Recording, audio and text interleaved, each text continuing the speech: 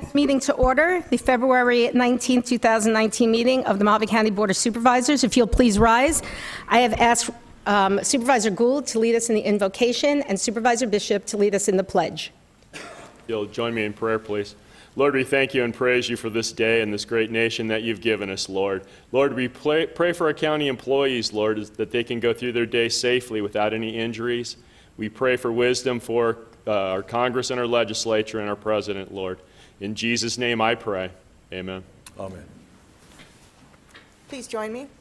I pledge allegiance to the flag of the United States of America and to the republic for which it stands, one nation under God, indivisible, with liberty and justice for all. Okay, I need a motion to call for an executive session to be held on March 4th at 9 a.m. for discussion. Supervisor Johnson, are you with us? I'm here. Okay. So I repeat, motion to call for an executive session to be held on March 4th at 9 a.m. for discussion and consultation with legal counsel in accordance with ARS 38-431.03. So moved. I need a second. I'll second the motion. All in favor? Aye. Opposed? Motion and action to approve waiving the reading in full of items presented for discussion, adoption, or approval at this meeting. So moved. Second. All in favor? Aye. Aye. Official business to come before this board. Discussion of pending or contemplated litigation claims and demands. Mr. Ryan. Nothing to report to the board. Okay. Are there any committee and/or legislative reports? Supervisor Bishop? My only report is that I've attended all the CSA legislative meetings and given testimony down at the state, like several of the other supervisors here today. So just a real active time at the Capitol for all of us. Thank you. Okay. Supervisor Gould? Thank you, Madam Chairman. I had attended the Mojave Valley Drainage and Irrigation District, and that was an interesting meeting. Not as well attended as they were, say, maybe a year ago, though. Thank you. Supervisor Watson? Thank you, Chairman. Short report today. I'll be leaving at 10 a.m. this morning to travel to Phoenix to testify with the legislature on groundwater issues and the Colorado River transfer issues. Very good. Thank you. Supervisor Johnson? Nothing today, Madam Chair. Okay, and I don't have anything except I will be going to the same meeting down in Phoenix as Supervisor Watson is, and hopefully we'll get a positive response for that. Do we have a county administrator's report? We have Mr. Latosky filling in for Mike Hendricks, who had an emergency this morning. Madam Chair, the Office of the County Manager does not have a report this morning. I want to do something on behalf of Mike Hendricks. Today is his mother, Dorothy Hendricks' 88th birthday. She's 88 years young today, and we all want to wish her a very happy birthday. I know Mike wanted to be here to do that. He asked me for permission to do that, and I said, of course. So, Dorothy, happy birthday from all of us. Okay, approval of the January 7th and January 21st, 2019 Board of Supervisor meeting minutes. Madam So moved. Chairman, I'll move to approve. I'll second the motion. All in favor? Aye. Opposed? Motion carried. Now we go on to the call to public. Those wishing to address the board at the call to public regarding matters not on the board agenda must fill out and submit to the clerk a call to the public request to speak form located in the back of the room prior to the meeting. Now, we do not have anybody signed up. Does anybody want to approach to speak at the call to public? Well, seeing none, I'm going to close the call to public. We have a presentation this morning. It is a status update to the Sheriff's Department, and that is being presented by Mojave County Sheriff Doug Schuster.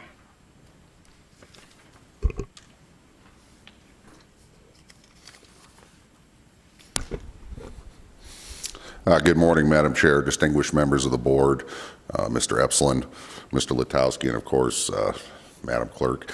I understand that this is going to impact the time that we get out of here, so I actually reduced my presentation significantly. I know you've got a lot to do today, and I can appreciate that. Real quick, since we're making notification, I'd like to point out that my mother is in the auditorium today celebrating this week, or the upcoming week, their 51st wedding anniversary. Liz, please stand up. My father, Vern, is not present. He's home watching. He's watching. He wasn't able to get out of the house today, but I just want to make sure they know I'm always thinking of them. Here's what we're going to do. I'm here today to give a very short presentation regarding the current status of the Sheriff's Office and our needs. And it's not intended to be encompassing. We're not going to talk about all our needs today. There's just no time for that. I will, however, present a budget proposal in the next coming probably month or so, and that proposal will address in detail our strategic plan and identify all the needs associated with that plan. As sheriff, you've heard me say before, my office is mandated to provide law enforcement and public safety service. We need to understand that we are bound by the United States Constitution, the Arizona Constitution, state law, county ordinance, current case law, and our own internal policy and procedure, and we're held to a very high standard.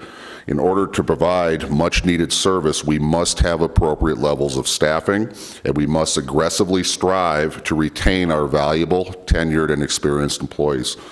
Now, I'd be remiss if I didn't point out the fact that we have less deputy sheriff positions today than we did 28 years ago. You've all heard me say that. The population has more than doubled in that time. We have now breached over 50,000 calls for service a year. We are becoming less and less effective. Since I've been in office, I continue to hear a public outcry for more deputy positions and quicker response times. I've been involved in community meetings all over the county, and this message remains constant. Our citizens, especially those in outlying community areas, continue to voice their concerns, and their concerns are merited. I believe this board has also been privy to a measured amount of this same public outcry for growth at the Sheriff's Office. So today I will present to you a brief overview of our most pressing needs as outlined by our strategic plan. We understand that in order to validate any need, appropriate justification must be presented. I will provide and dissect our justification for all of our current needs when I present our budget proposal to the board in the upcoming months when we have more time. Our plan is designed to elicit the much-needed growth of our office in tandem with the realized and continued growth of the county.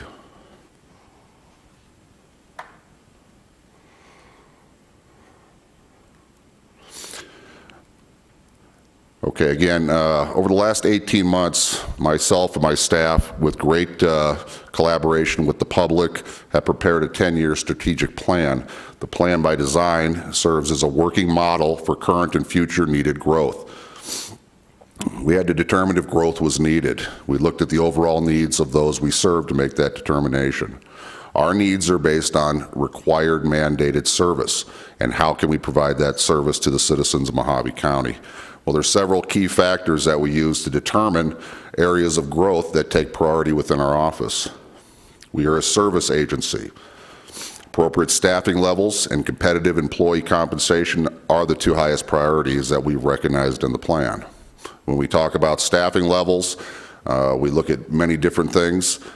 Based on the mandated service requirements, the population served, calls for service, response times, investigative needs, and the area of coverage are all taken into account. In most fields, there are industry standards. In law enforcement, that is not an exception. Based on industry standards, the national ratio of law enforcement officers to population is 2.23 to 2.51 per thousand.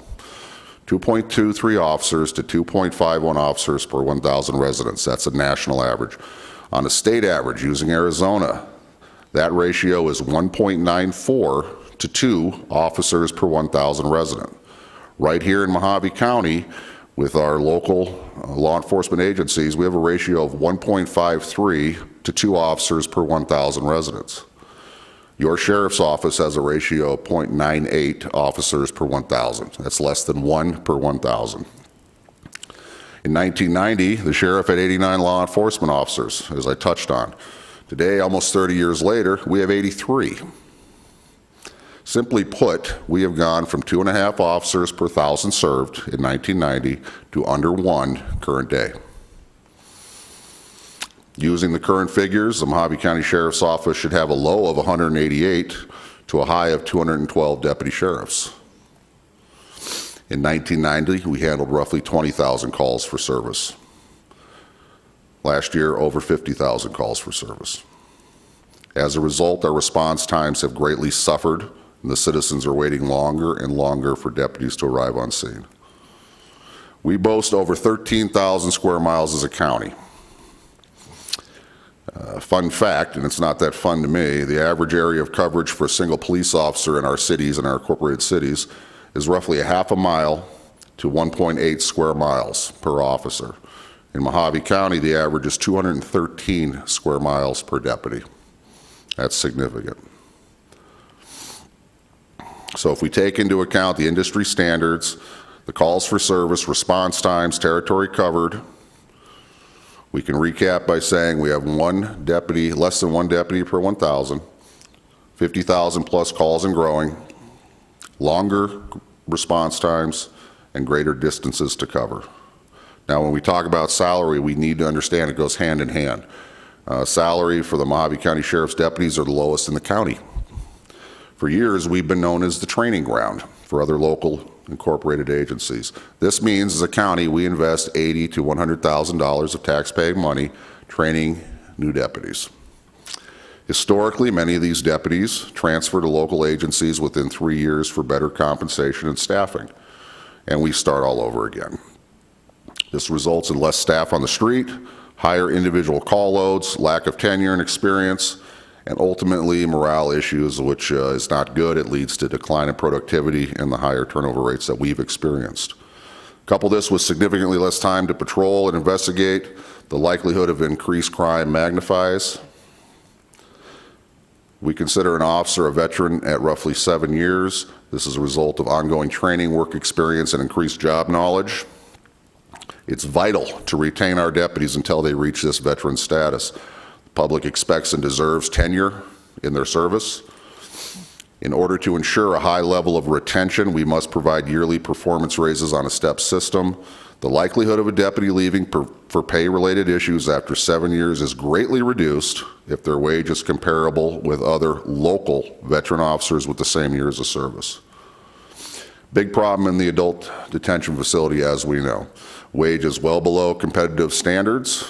We have an extremely high rate of turnover.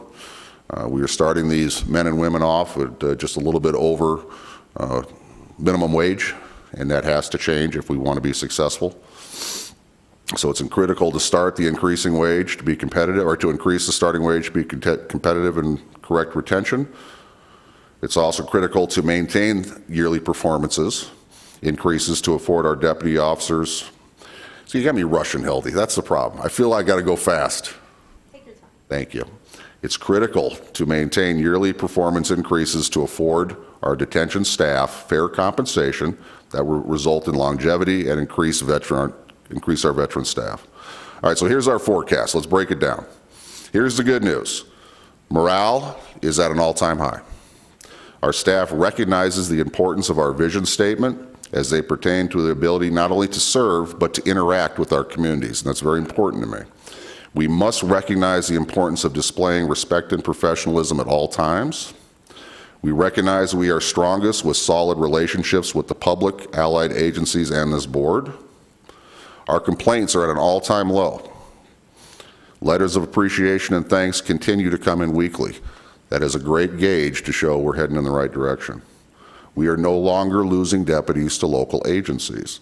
In fact, the first time in my 28 years with the Sheriff's Office, we are now picking up officers from local allied agencies because they recognize and they believe in our program.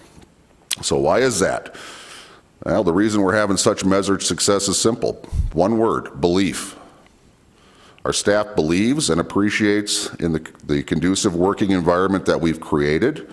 It's an environment that is fair and impartial with room for advancement based on performance. Our staff believes that the citizens of Mojave County deserve the highest level of law enforcement and public safety services. Our staff understands and believes that as sheriff, I will continue to do everything in my power to correct these long overdue deficiencies. And our staff believes in you. They believe in this board. Thanks in part to the partial compression fix that we got in fiscal year 17-18 and the continued public support for law enforcement that you demonstrate. So I will just conclude with this. I'm proud to be your sheriff. I'm very proud of the men and women under my command. We have an outstanding staff who are committed to the service of our citizens. They are committed to our vision statement, and they are committed to actively participating in our communities.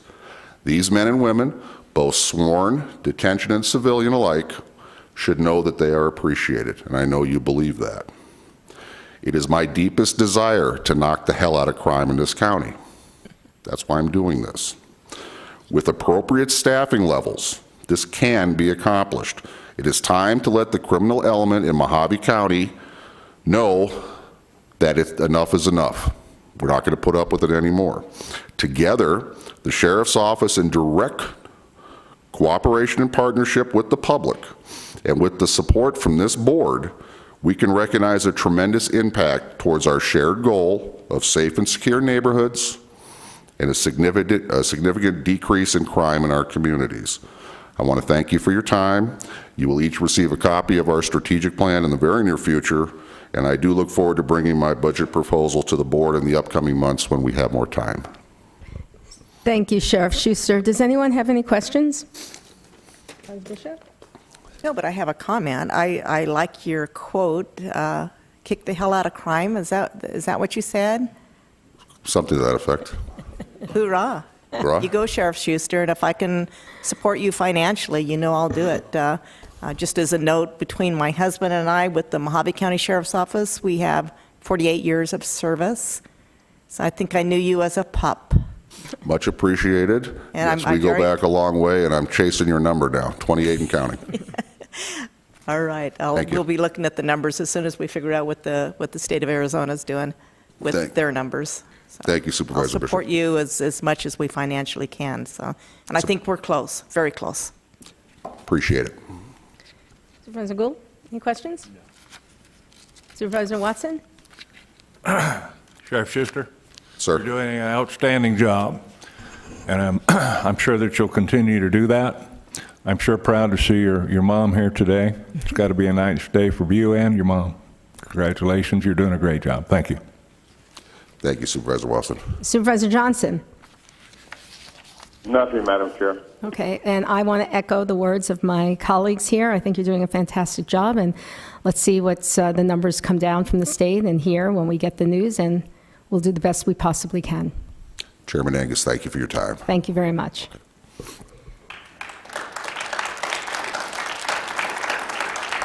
Okay, now we move on to the consent agenda. The consent agenda, items 5 through 31, will be considered as a group and acted upon by one motion minus any items pulled for discussion. Do any supervisors want to pull? Supervisor Gould? Thank you, Madam Chairman. Number 11, number 12, number 14, and number 25. Okay. Supervisor Watson? I have nothing this morning, Chairman. Supervisor Johnson? Nothing, Madam Chair. Supervisor Bishop? Nothing. Okay, so I need a motion to approve items 5 through 31 minus items 11, 12, 14, and 25. So moved. Second. All in favor? Aye. Opposed? Motion carries. Okay. Supervisor Gould, item 11 is to adopt Board of Supervisor resolution approving the program agreement between Health Choice, HCIC, and Community Services. Mr. Wolf, walking down the steps.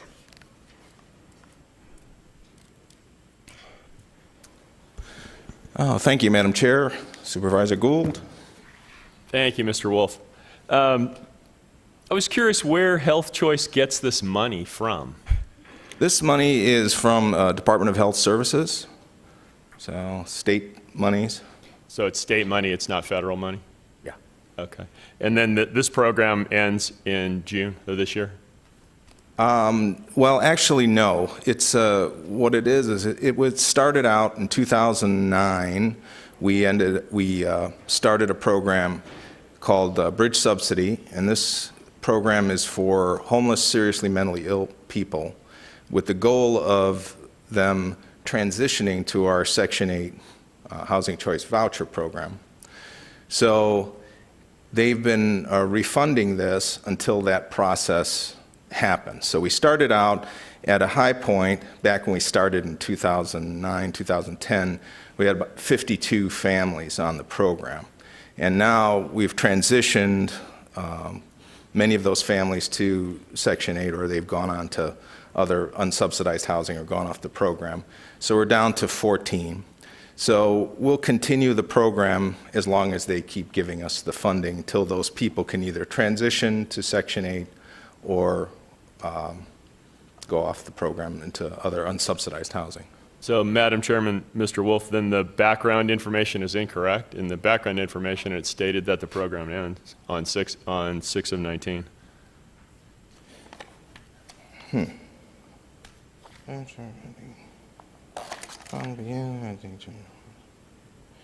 I think what they're talking about is the funding will begin and end.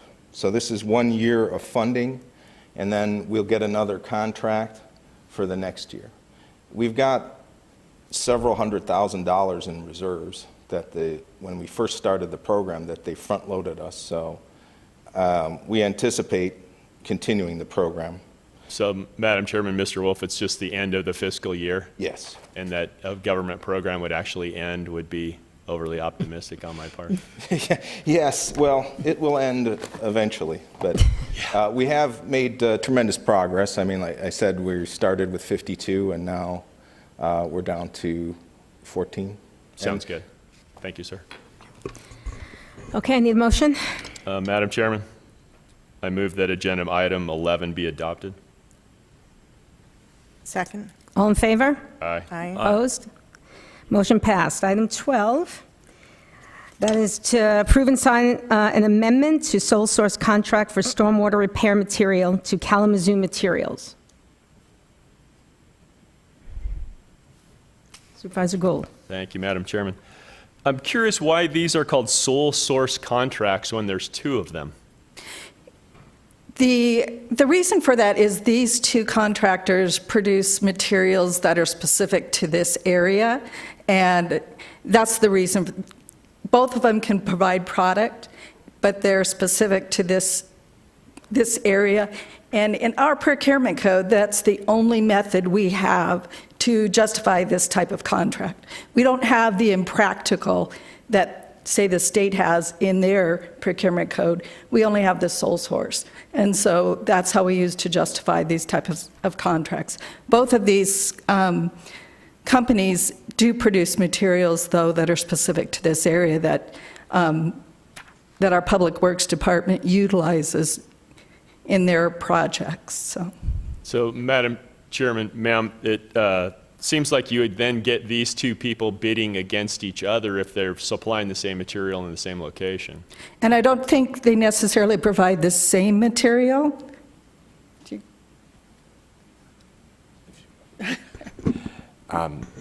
Chairman Angus and Supervisor Gould, good morning, Supervisors.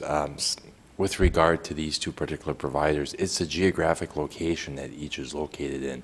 Kalamazoo being based in the chloride area and Vista Landscape in the Meadview area. It precludes us from hauling a longer distance if we utilize certain vendors in certain areas. So it's really the need to have both of these vendors because they're long distance between each other in the geographic areas. So when we're closer to the chloride area, we would look more toward the Kalamazoo just to reduce our haul distance.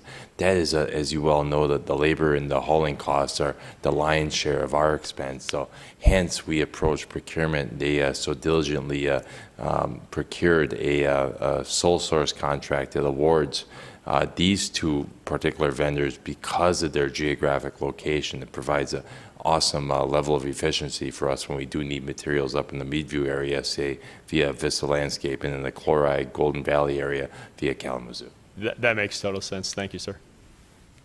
Thank you, ma'am. Thank you. Do we have a motion? Madam Chairman, I move that agenda item 12 be adopted. Second. All in favor? Aye. Opposed? Passed. Item 14, this is the approval of the monthly report for procurement activity between $10,000 and $50,000. Thank you, Madam Chairman. Ma'am, I was curious, on some of the invoices, they use an 8.1% TPT tax. And I'm curious, is that the Kingman rate for that tax? Let me check for sure with Coral. Coral, can you verify the tax rate for Kingman?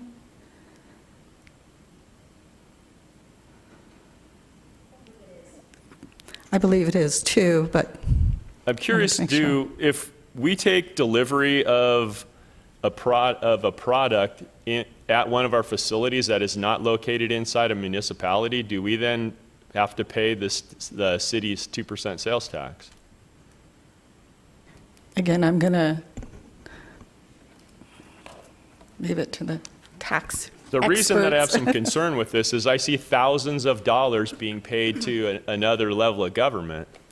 And a majority of those taxpayers are the same people.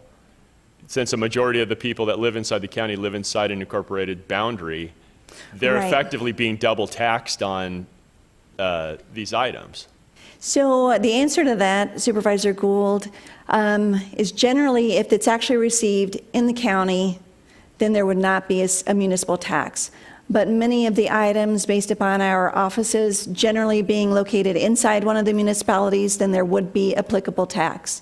And if we purchase items, let's say from out of state that are not subject to another state's tax, then the state of Arizona use tax and the city's use tax are applicable. So you are correct in that one government is paying tax to another government, yes. Madam Chairman Coral, who remits that tax? Does the county then write a check to the Department of Revenue? So if it is based upon, if it's a use tax, then that is correct. For regular purchases where they're just subject to the sales tax, then the vendor would remit that. So if it's an out-of-state shipment that's coming in across the state line via interstate commerce, then we're writing a check to the state Department of Correct. Revenue? That is correct. So Department of Revenue then pay the cities? Uh-huh. Okay. I think there should be some way that we can declare our facilities outside of city limits. That's probably takes an Madam act of the Chair. state legislature to do that, but I think it's ridiculous that we have to be taxed twice on this. Wants to chime in here. Supervisor Johnson. Thank you, Madam Chair. I thought we'd settled this years ago where we were designating a county facility outside of any city limits to receive a lot of the material so that the same thing that Supervisor Gould is bringing up was worked out a long time ago. Anyone remember that? Yeah, I'm not aware of that. And in fact, in some of the contracts for the construction projects, for example, where they're very large items all at once, the county has remitted the sales tax unless there's been a specific agreement with a city. Supervisor Johnson, maybe you can speak to finance and tell them your recollection if it's been decided and now it's not being done the same way. All right, thank you, Madam Chair. Yeah, it was to have the deliveries made to a county facility outside of city limits, and then we would actually take it to a job site or, reroute it around to where it needed to be. But it was something that we did years ago. Do you remember what year about that was? No, I have no idea. Okay. Sorry. Okay. Okay, and if I may just add then, again, there are specific statutes about the use tax for both the state and the cities, and that there is some nexus with where you're using the monies or the items that you're purchasing. Okay. Anything else? That'll do it, ma'am. Okay. Thank you, ma'am. Thank you. Madam Chairman, I move that agenda item 14 be adopted. Second. All in favor? Aye. Motion carries. Item 25, this is to authorize Mojave County Attorney's Office to initiate and pursue a civil action against a tenant in the Section 8 Housing Assistance Program. Supervisor Gould. Thank you, Madam Chairman. Is there somebody from the county attorney's office that can speak to this? Supervisor Gould, I'm here for that. Mr. Esplin, I'm curious, Can you give me a little background on this Sure. particular issue? Yeah, so the tenant was receiving Section 8 housing assistance, and the way the program works is you apply for the program, qualify, and you receive a subsidy for your rent. So if your rent is $700, the county will subsidize it by $500, and the tenant pays the other $200. There are specific criteria that you have to meet in order to be a part of that program. In this particular instance, the tenant did not disclose certain things and committed fraud by accepting the benefits from the county over a number of years without disclosing the relationship that he had with the live-in aide that was at his house. And so the overpayment was the amount of $11,000. The other violation was that the tenant attempted to sublease the unit to another person, and which was a violation of the program as well. So, Madam Chairman, Mr. Esplin, the gentleman had his girlfriend as his caretaker, and then Yes. that then qualified him for her to be paid and he to be subsidized? Correct. And there's a discrepancy whether it was his girlfriend or wife, it's uncertain. But in any event, it was a person that was not qualified to be a live-in aide. Interesting. Does this happen often here in the county? I would defer to the Housing Authority to determine whether that does. We don't see it very often, at least it doesn't come to me very often. So I defer to Mr. Wolf, but I mean, since I've been here, this is the second lawsuit that we will have initiated. So. Madam Chair, Yes, Supervisor Johnson. can you tell us who this person is? I mean, I don't think I've got a secret. I don't have it in front of me right now. I usually, the file is given to me as confidential, and so I usually black out the name and I put the tenant ID number.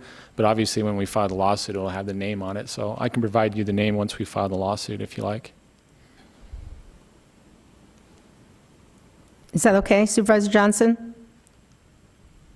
Thank you, Madam Chair. Okay. Madam Chair, Supervisor Gould, you have a question? Sure. Madam Chairman, Mr. Wolf, does this happen often, these kind of things, in subsidized housing in the county? There's a certain percentage, probably less than 5% on the program that do these sort of things, which are program violations, and which we pursue then to go after them to get them to repay the money and or file civil judgments against them. We actually have prosecuted some people criminally when the dollar amount is large, and we can, according to the county attorney, prove the case. So it does happen, not often. So maybe 3 or 4 times a year. Madam Chairman, Mr. Wolf, I'm assuming that somebody's going to, the caretaker was then drawing down money from some other branch of government? Well, what they were doing, I believe, is not reporting their income.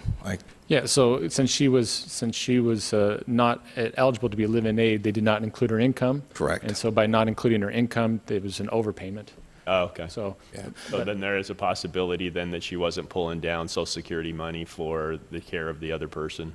Right, no, she just wasn't qualified to be a live-in aide, and if you are designated a live-in aide under the Housing Choice Voucher Program, Section 8 program, we don't count the income of that person. So this person was not qualified to be a live-in aide, and therefore we went back and counted their income, and when we did that, we found that they owed us money, and therefore we went after them. Sure. Thank you, sir. Thank you, Madam Chairman. You got it. Okay, I need a motion. Madam Chairman, I move that agenda item 25 be adopted. I'll second the motion. All in favor? Aye. Opposed? 25 carries. On to the regular agenda. First one brought to us by Steve Latowski, our Public Works Director.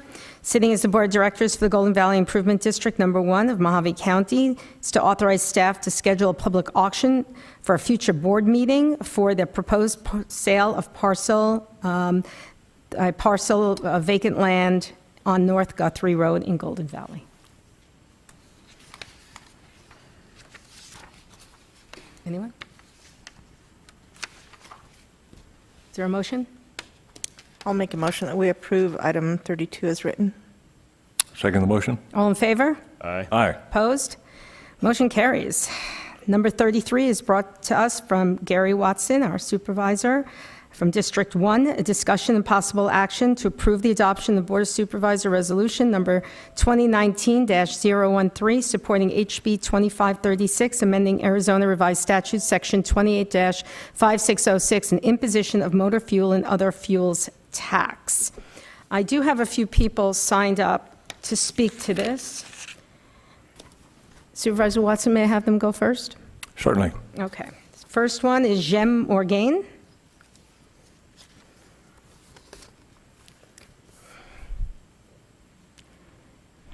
You know the drill. Name and address. For the record, my name is Jem Morgan. My address is on file, but I'll state again, 4370 North Charles in Kingman. Thank you, Madam Chair, for the opportunity to express my reluctant support for the resolution. I say reluctant support because the state of Arizona is a corporate welfare state. The governor's office was here just a few weeks ago and expressed that only 2% of the revenues that go into the state coffers, 2% come from corporate taxes. And this is unacceptable. If the corporate entities paid their fair share, we would not be here. There would be enough money for the sheriff budget. There would be enough money for full funding for schools and enough money to fully fund our Department of Transportation. However, since we do live in a corporate welfare state, I do give my reluctant support. People are upset. They say that Arizona is one of the highest taxed gas tax state. I found this map from the American Petroleum Institute on both combined local and state and federal taxes per gallon. This was January of 2019. So this is the map. And it shows that Arizona is actually in that lowest tax bracket, and there are only, I think, 4 or 5 states that are lower than Arizona. So it's a fallacy that Arizona is one of the highest taxed states on this. Now, how this is related to me personally is when I was out collecting signatures, I came in contact with a gentleman who works for ADOT, and he, when I asked him what his pressing concerns are in the community, he laughed and said, well, you don't hear this very often, but I support raising taxes. So we had a conversation. He's a manager who works in ADOT. He told me that the gas tax has not been increased and since 1991 is what it is. There's been absolutely no inflation adjustment, so the budget has been the same since 1991. I lived on $609 in 1991. I would not be able to live on that today. So the fact that our state has not given any increase in almost 30 years, he has not received a raise in 10 years. His techs make money that is just barely above what minimum wage is now, which creates a real hardship for them personally, because you've got uneducated people who are working in fast food that are making basically almost the same money that these techs who are doing, very serious work are doing. So that was his expression to me, that he wanted me to be able to advocate to have the gas increase, the gas tax increased. Because here locally, okay, so that's my reluctant support. Thank you very much. Thank you, Ms. Morgan. Or Ms. Morgan. Ms. Is this a two-way portion of the proceedings? You can ask the question if you Okay. wish.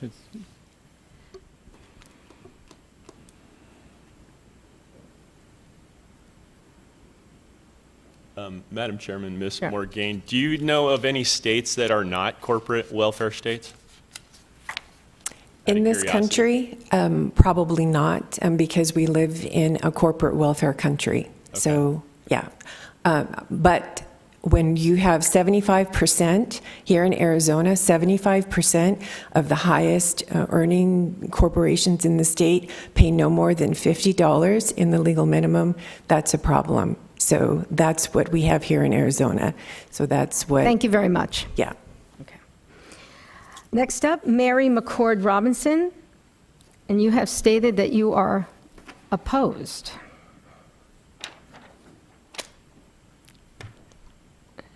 Good morning, Chairman and Supervisors. Mary McCord Robinson, 2626 North Twin Hills Road, Kingman. Yes, I'm opposed to supporting this bill. We recently just got assessed with a $32 fee on our vehicle registrations. So that's a new tax that I'm paying. To increase gas tax, I have a car, I have a diesel truck, and my home is run on whatever it's called, can't think right now, propane. So that's a triple tax at my house. There's funding that you get from the state for county and all the cities. I think Mojave County got $8 million last year. The other cities, $12 million, so combined $20 million for the cities and the county. I think the bigger issue is sweeping the HERF funds. That's where you should be directing your attention to stop that. We have a lot of people that live in our remote rural communities that have a difficult time today being able to afford gas to get to town, to shop, to get their medical care, and to increase that at the rates that have been proposed, to me, is unfair and irresponsible. So I'm here today to ask the board to defer this. I know the $32 fee tax or fee is potentially, up for repeal. The governor's office stated last week that he stands firm on that decision and would veto it. So I think at this time, again, it would be irresponsible to move forward with approving a bill to increase taxes at the rate that they've proposed for the current year and the next 4 years. So that's my position, and I ask you to respectfully take that into consideration today. Thank you. Supervisor Watson. Thank you, Chairman Angus. I attended the Rural Transportation Board meeting about 3 weeks ago, and it was at that meeting that the board requested each county to propose a resolution of support or non-support. As I understand it, our Representative Basucci has recommended an amendment to the proposed bill by Noel Campbell, Representative Campbell. I'm not sure of the direction that this will take today in this morning's hearing. So with that information, we may want to wait until we find out a little more clearly what will be supported. If you don't mind, I have a statement by Representative Biasucci. He asked me to read today. Okay. Is that okay? Dear residents of Mojave County, I first want to thank you for your support in allowing me the opportunity to represent you as your state legislator. It is an honor and privilege to serve you. I think we can all agree that we have a crisis on our hands regarding our roads. For many years, the state has swept our HERF funds, and because of these sweeps, rural Arizona roads have suffered greatly. Over the years, these sweeps have slowly come to a stop, but these funds still have not been fully restored. Due to the lack of funding, tax increases like the $32 VLT fee and the gas tax increase have been introduced to make up the difference in funding. But I believe that before we even start considering raising taxes or adding fees, we need to make sure we fully restore our HERF funds, close loopholes, and repeal laws on the books that create an unfair playing field.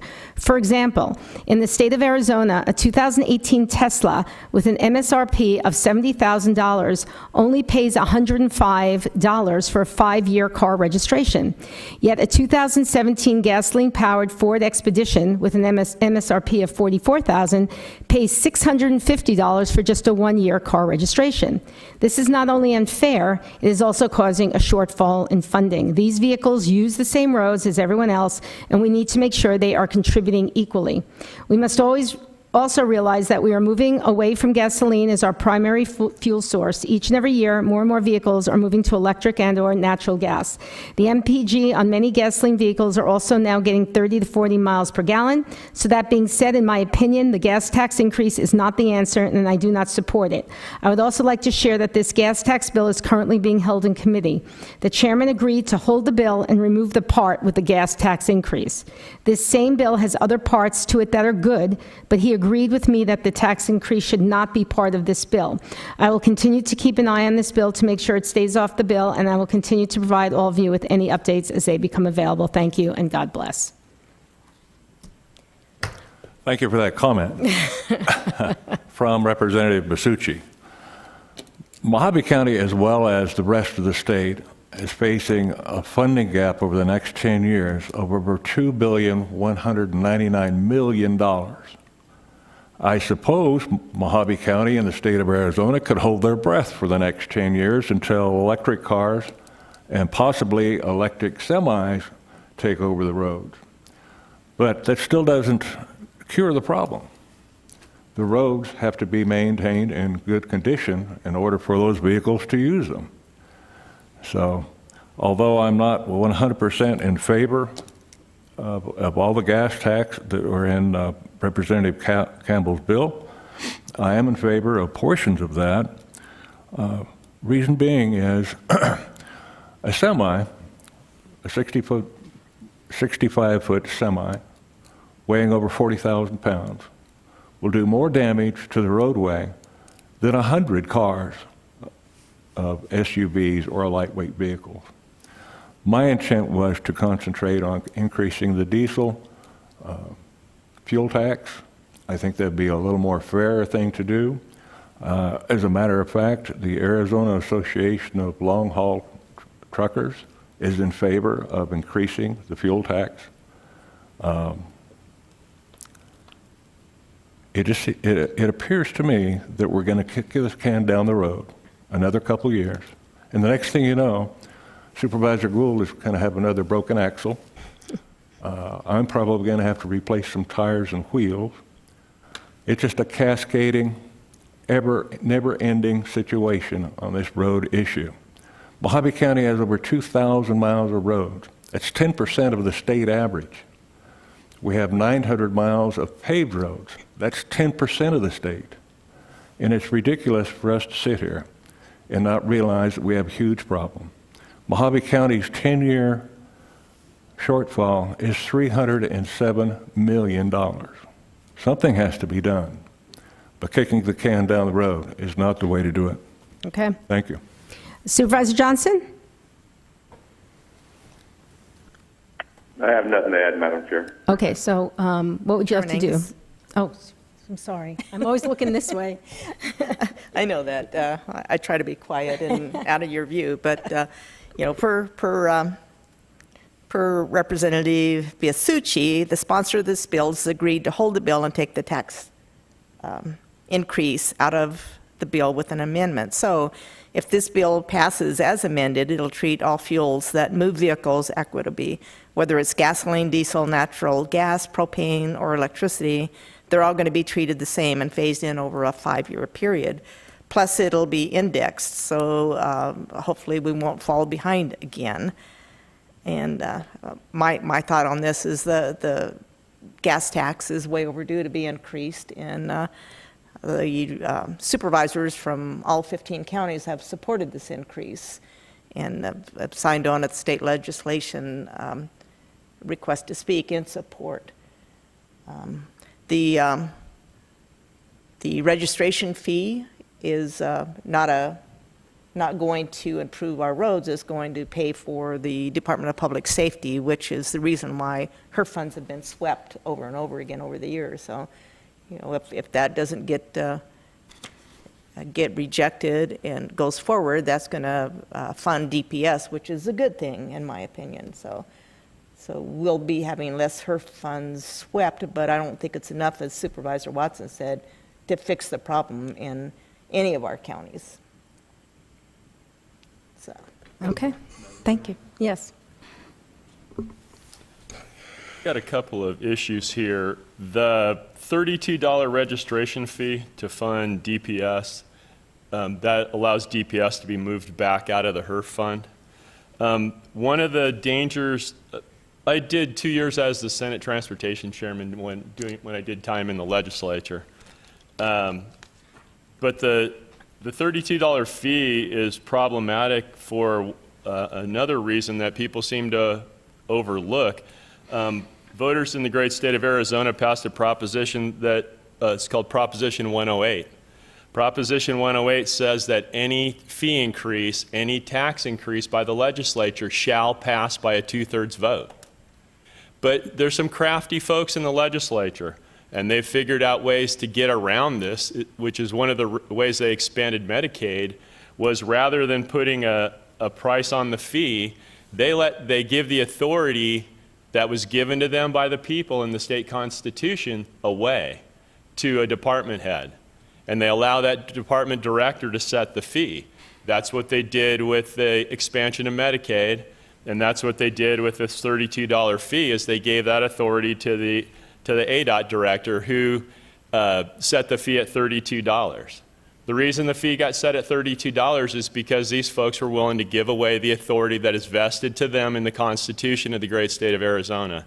To me, that's a travesty, that they would give away their authority to end run the will of the voters in Proposition 108. The other thing that Mr. Biasucci misses. Oh, I thought you were gaveling me. No, never. Not that I've ever been gavelled before. Is vehicle license tax is based on the value of a vehicle. That's another tax that's placed on the motorist in the great state of Arizona.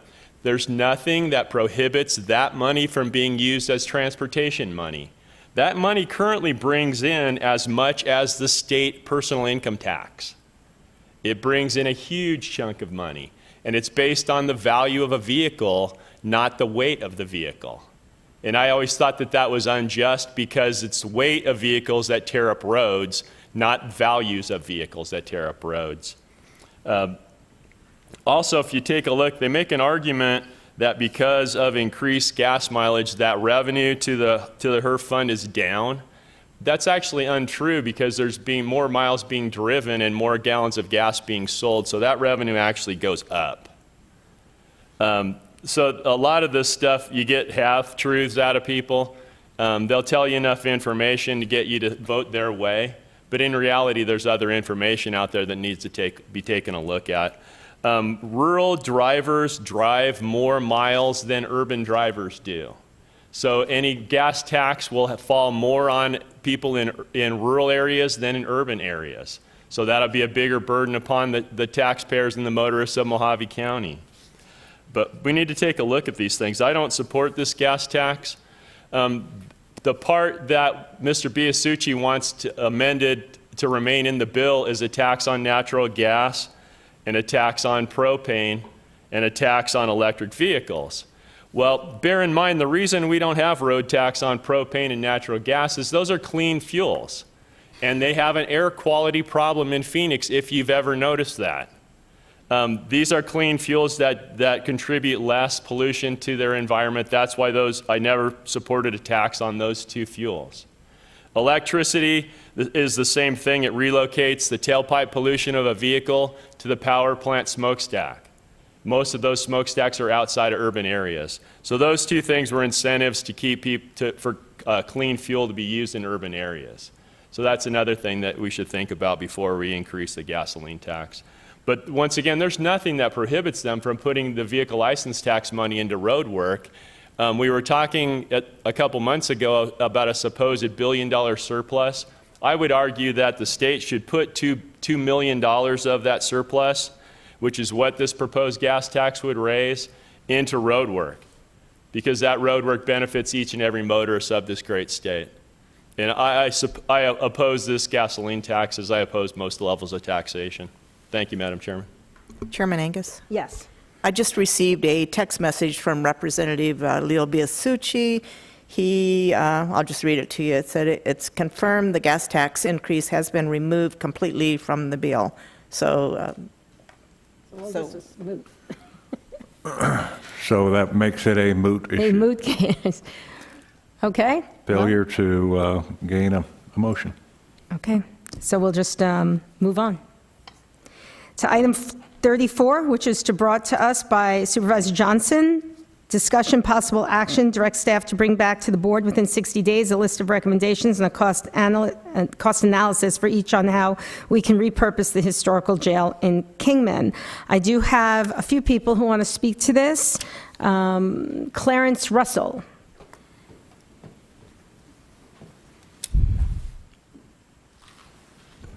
Good morning, Madam Chair, Supervisors. My name is Clarence Russell. I'm resident here in Kingman. I'm currently chairperson for the Clean City Commission, and I was appointed to the Board of Adjustments here just recently.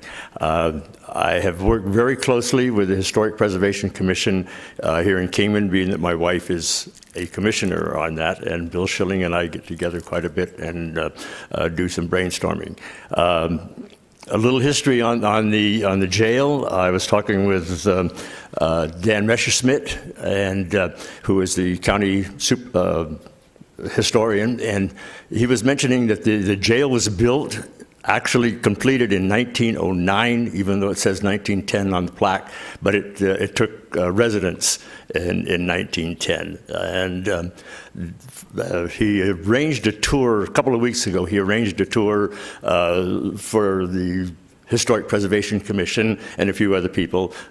Chairman Bishop was there, and we had a chance to take a look at the jail, and started brainstorming right away as to what could be or couldn't be done, it is doable to fix up. I kind of equate these things with restoring an old classic car. There are some buildings you would take back to their original beauty, and there are some, just like an old car, that you would keep as what they call a survivor. And this building is a survivor. It was the last prisoners were there, I believe, in what we could find 1966. And it was closed down, and the prisoners then were moved to the basement of what is the courthouse on Spring Street until the new jail was able to be occupied. Talking with Bill Schilling and Dan Messerschmidt, there's a few problems. They're not problems, they're challenges, what I would say. The ADA comes into play because there is no wheelchair access to the building. The doors perhaps are a little bit narrower than what code would be. The access for wheelchairs can be taken care of without reducing the historical quality of the building. And there is grants available, one in particular from what Bill was saying that has to do with the police law enforcement history. And that grant he's going to pursue to see if we can use it to do what has to be done on the inside of the building. The electricity is something we're going to have to look into, and of course plumbing we'd have to look into. But we got all kinds of things going on. I won't take any more of your time, but we've got lots of things going on that could be very, very interesting for the city. Thank you very much. Thank you very much. And I believe that Judge Gertler would like a few minutes to speak.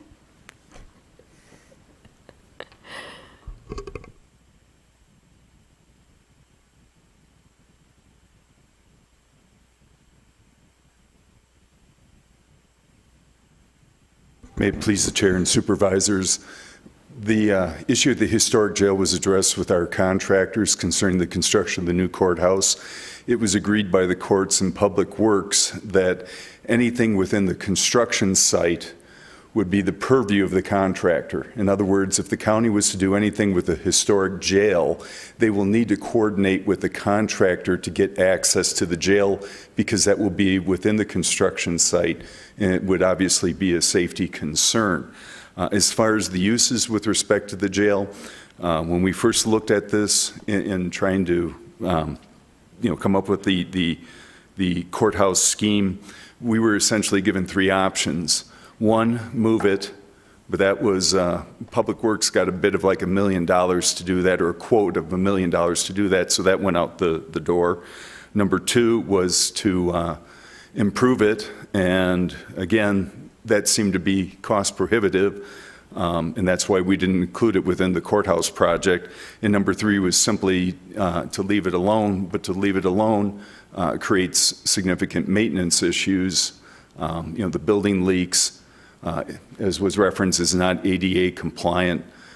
This is going to be a significant undertaking, but the long and the short of it is, whatever the board decides that it wants to do, it will need to work with our contractors as far as getting access to it, because sometime mid-March, late March, or early April, that area will be cordoned off as part of the construction zone as we start the construction of the new courthouse.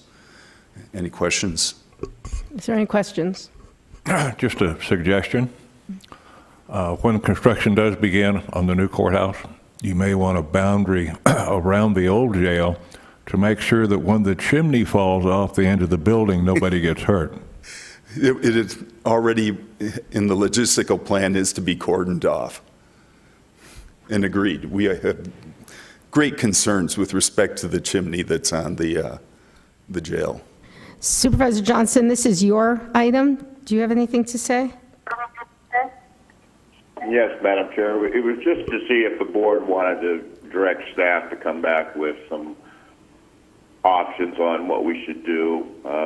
Judge Gertler covered, 3 options that are probably pretty predominant with what we're going to do. I don't know that we're going to move it.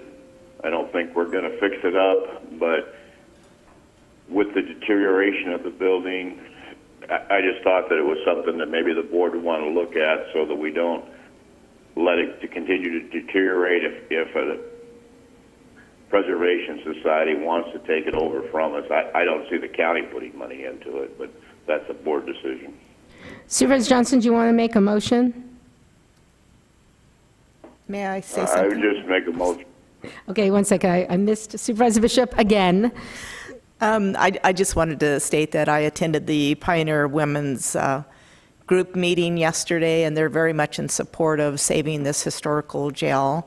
And I also attended the tour of the jail last week, and that group, the Kingman Preservation Society, is wanting to use some grant money and do a study to find out just if this building can be saved and how much it would cost to restore it. So I'd kind of like to see we go into the direction of letting the city historical group take a look at the building and just assess it and find out if it's salvageable. And if it is, I'd be very much in support of doing that. Okay, Supervisor Johnson, do you want to wait with this, or do you want to continue? Well, I still think the county needs to make a decision if an outside group wants to put a plan together and bring it to us to say, hey, we're willing to take it over and spend our money to fix it up. That's something the board can decide, but I don't know that we can wait on an outside group. So up to the board. I just rather have the county come back and tell us, what our options are, what they think we should do, and then we'll make a decision from there. Okay, so that's the motion to direct staff? Motion would be to, yes, direct staff to come back in 60 days. Okay, do I have a second on that? Second the motion. Okay, all in favor? Aye. Opposed? Motion passed. I'm sorry, I forgot to vote. I was A on that. You are aye with that? You're okay, okay. So I have a motion to adjourn? So moved. You got it.